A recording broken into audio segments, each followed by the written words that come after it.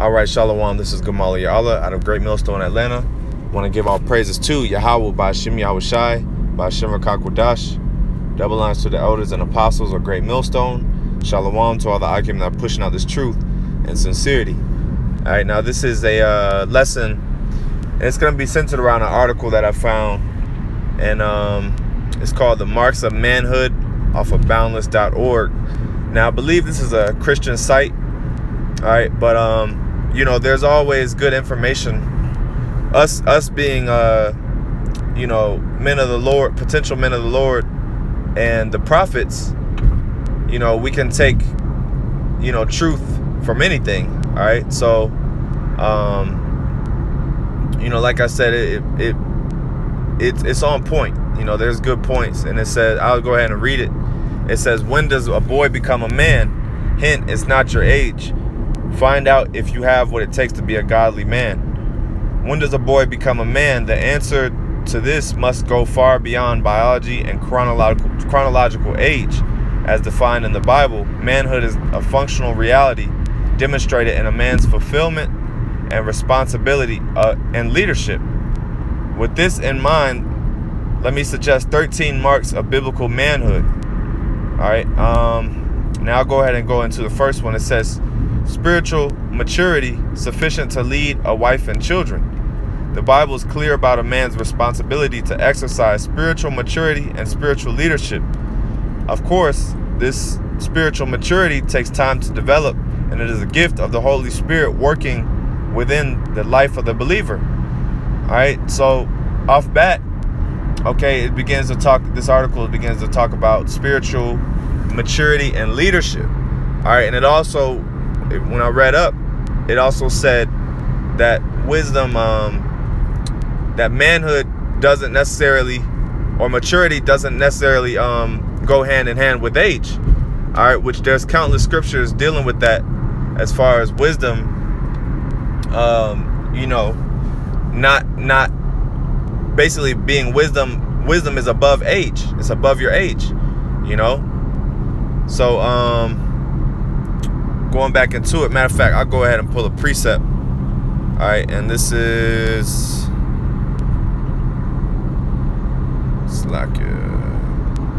Proverbs 9:9. It says, give instruction to a wise man and he will be yet wiser. Teach a just man and he will increase in learning.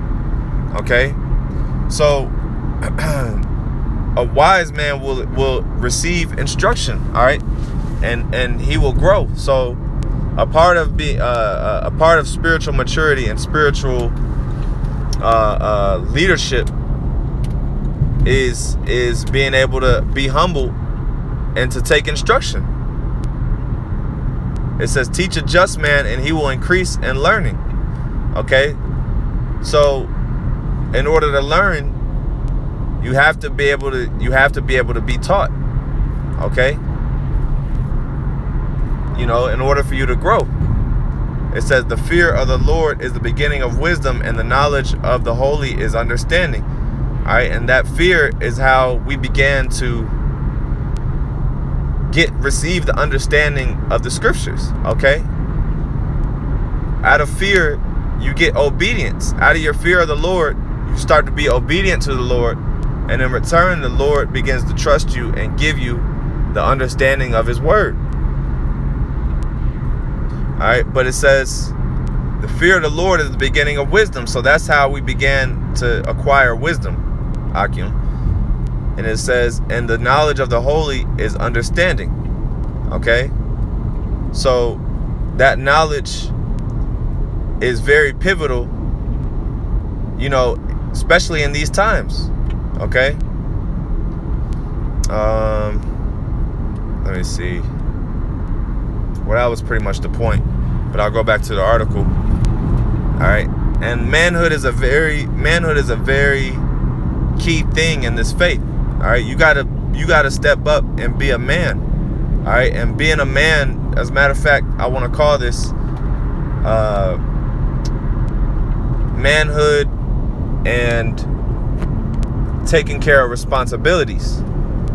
Okay, because you know, that's one thing, you know, I was told a long time ago You know, that being a man is doing things that you might not necessarily want to do. Okay, responsibilities. Okay, you got to take care of responsibility, no matter, you know, how you're feeling, no matter, you know, what emotions you may have. Okay, but it says, I keep reading. It says this spiritual leadership is central to the Christian vision of marriage and family life. A man's spiritual leadership is not a matter of dictatorial power, but a firm and credible spiritual leadership and influence. Okay, so that's heavy, because a dictator doesn't need to throw his power around. YAHAWASHI, being the authority, he didn't have to be a dictator. Okay, his presence was already the authority. Okay, because of his wisdom. And that's how it says, but a firm and credible spiritual leadership and influence. Now that's what YAHAWASHI had.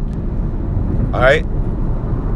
He had that influence and leadership, and he showed qualities of being a man of the Lord. Okay. The son of the Lord. All right. It says, or it's like the son of the Heavenly Father. All right. But it says a man must be ready to lead his wife and children in a way that will honor the Most High, demonstrate godliness, inculcate Christian character, and lead his family to desire Mashiach and to seek the Most High's glory. Now, of course, you know, like I said, they're gonna go, you know, if this is a Christian thing, you know, so they're gonna throw that in there. But like it says, a man must be able to demonstrate godliness, okay? And which we know that godliness is very key, okay? Being an example. I get this. This is let me see. Sirach 14:11. It says, "My son, according to thy ability, do good to thyself, and give the Lord his due offering." Okay, so it's also a duty to do good unto yourself. Okay, to you know, to do things. Be a man. Okay, do responsibilities. You got to do good unto yourself first, so that you can be a good leader to others. All right. And it says, and give the Lord his due offering. Which, how do you give the Lord his due offering? Okay, by attending to the ministry, attending to the Lord, attending to the word. Okay, and you know, being a servant. Okay, being a servant to others. All right, being a servant to the men of the Lord in the ministry. All right. So I'll go back, and I'm gonna skip around. You know, I don't want this to be terribly long. But it says, economic maturity sufficient to hold an adult job and handle money. All right, which we know that's a very important thing in general. All right, money management. That's what Esau doesn't teach you in the school system, is how to handle money. Okay, basically, you know, to save and how to start a business. But that's a very pivotal thing in manhood, is taking care of business, man. You got to be able to, you know, be on point with your affairs in the world. Okay? Hey, well, let's get it. I'll get Romans 12:11. It says, not slothful. Matter of fact, I'll start at 10. Be kindly affectionate one toward another with brotherly love and honor, preferring one another. Not slothful in business, fervent in spirit, serving the Lord. Now let's get that word fervent. Okay, because we can't be slothful, man. That's not the spirit of a man. Okay? That's not the spirit that a man should be possessed. It's slothfulness. A man should always be on point and active with anything, you know, even on a physical, in a physical sense, which is working out. All right, that's a part of being a man, is taking care of your responsibilities, man, not neglecting. All right, being an adult. You know, you got a lot of men in this faith. I'm gonna just cut it straight. You got a lot of men in this faith that are too fucking old to be doing some of the shit, or you know, to not be on a level with doing certain things, man.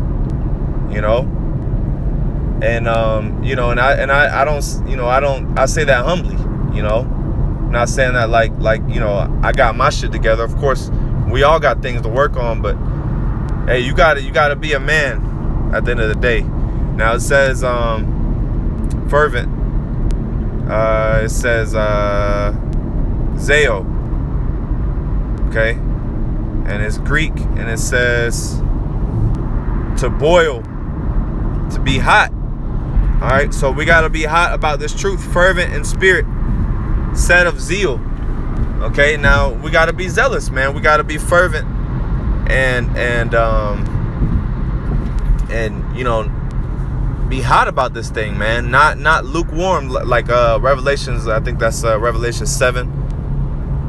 All right, I would rather that you be cold or hot. I would rather that you be cold or hot. All right, but because thou art lukewarm, I will spew thee out. All right, and being a man, you got to be hot, man. That's the characteristic of a real man, is to be hot, to be driven, man. You know, have a drive, have a pep in your step, and not, you know, drag your feet.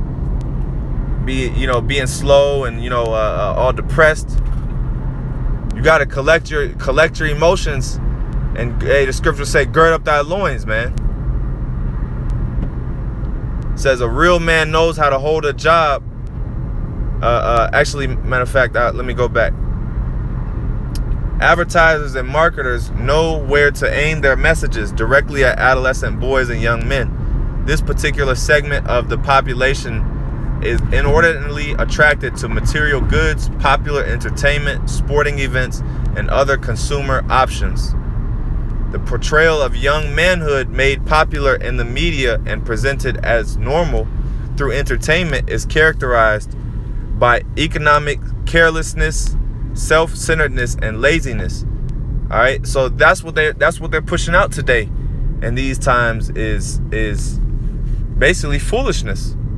Okay, self-centeredness, carelessness, you know, not taking care of business. All right, being into sports and entertainment.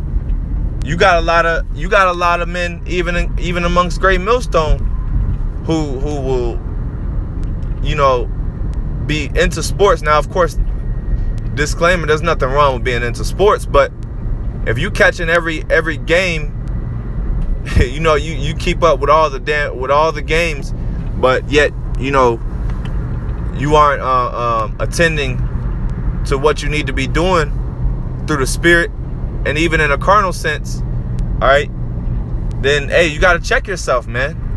But you in tune with all the highlights, and in tune with all the you in tune with all, you know, all the stats.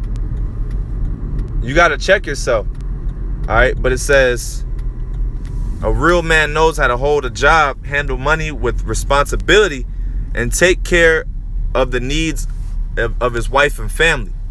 A failure to develop economic maturity means that these young men often float from job to job and take years to find themselves in terms of career and vocation. Once again, an extended adolescence marks a huge segment of today's young male population. Slothfulness, laziness, and economic carelessness are marks of immaturity.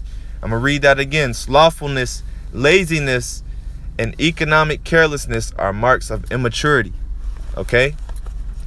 So, you know, Satan a lot of times, you know, will try to give us a spirit of, you know, he'll put that spirit of slothful doubt, you know, lack of confidence. But you got to rebuke that. You got to rebuke that spirit.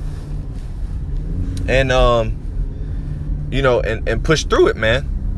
Okay, get your confidence back through the Lord. Pray, fast, Do what you need to do to build your confidence back up, so that you know you won't let that demon conquer you. But it says extended adolescence. So this society, you know, they're so slow to age. Okay, you know, you got you know, men, you can't legally drink till you 21. All right, you know, in times past, all right, men drank at a young age, drank wine. You know, you would drink at a young age. All right, and you know, the maturity of men. That's why you know, it blows people's mind when we say, oh, you know, a woman, the flower of her age, or, you know, when she becomes a woman is around the age of puberty. Okay, adolescence, 13, 14, you know, or younger, whenever she gets her period. That's why people get offended, because the people mature very, very slowly. All right, you got men in their you know, late 20s, you know, staying with their parents, you know, playing video games. They, you know, they don't really go outside. You know, they you know, are always on the phone with a woman. You know, the woman conquered them. You know, they don't think for themselves. You know, lazy, slow, you know, always on the couch. You know, you got a lot of men like that, and that's not the spirit of a real man. A real man is supposed to be active, man. A real man is supposed to be, you know, getting it in, man. All right. It says, matter of fact, let me get some precepts. You know, I don't want to ramble on too long either. I'll go ahead and this is Sirach 51:30. Work your work, be times, and in his time he will give you your reward. Okay, so hey, we gotta work our work. All right, you know, the scripture, there's countless scriptures on, you know, the sluggard, all right, the slothful, all right, being idle. All right, like Apostle Tahar used to always say, you got a lot of hands in your pockets, Israelites. You know, and you don't want to be that, man. You want to be in motion, man, constantly growing, constantly, you know, doing something to push yourself and to cut off the flesh. All right, work your work, be times, and in his time he will give you your reward. And that's how the Lord will reward you. What's the reward of taking care of your responsibilities? Hey, you gain things, man. You gain knowledge and wisdom on how to do things. All right, you gain knowledge through experience. Okay. Let me see. Once again, an extended, I'll keep going. A real man knows how to earn, manage, and respect money. A Christian man, we'll just say Israelite man. An Israelite man understands the danger that comes from the love of money and fulfills his responsibility as an Israelite steward. Okay. So that love of money, the scriptures say that. The scriptures say the love of money is the root of all evil. Okay, so you shouldn't you know, love money and just spend it frivolously. All right, that's a very immature thing. A real man that's mature knows how to manage and budget and to take care of his family. It says to earn. All right. Which this article, you know, it has plenty other points. All right. You know, I probably won't touch on all of them right now. So I'll stop there, and Lord willing, I'll do a part 2 continuation. All right, but with that, I'll end by giving all praises to YAHAWAH, BAHASHAM, YAHAWASHI, BAHASHAM, Kakwadash. Double lines to the elders and apostles. As a matter of fact, Salakia, let me get through these last few scriptures before I actually close up. All right. It says 1 Corinthians 14:20, brethren, be not children in understanding, howbeit in malice be ye children, but in understanding be men. Okay, so we can't be children in understanding. Okay, we have to have an adult understanding. and grow. Even young men, okay, even young men in the faith in their lower 20s, even teens. All right, you gotta be a man. You gotta step up, okay, in every area. All right, there's always room for growth, and it says, "Howbeit in malice be ye children, but in understanding be men." So you gotta be men in understanding, okay. Let me see if I had anything else.